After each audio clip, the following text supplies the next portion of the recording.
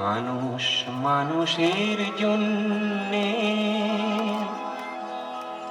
জীবন জীবনের জন্যে।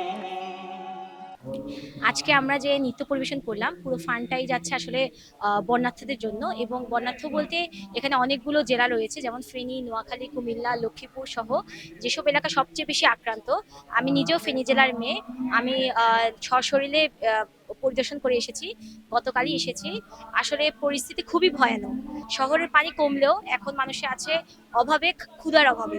যেমন খাবার একদম নেই বললেই চলে, এবং বাজারে কোনো কিছুই পাওয়া যাচ্ছে না, সব নষ্ট হয়ে গিয়েছে।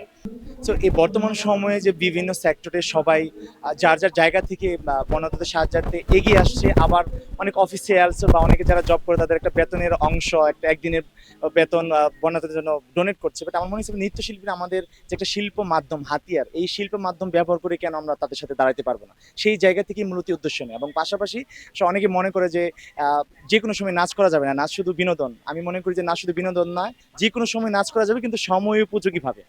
মানুষ মানুষের জন্য এই বিষয়টাকে প্রতিপাদ্য করে আজকে বাংলাদেশের নৃত্যশিল্পীরা আমরা সবাই না, কয়েকটি গ্রুপ শহীদ মিনারে আজকে আমরা পারফরমেন্স করেছি এবং এখানে কেউ কোনো সম্মানই নেইনি আমরা।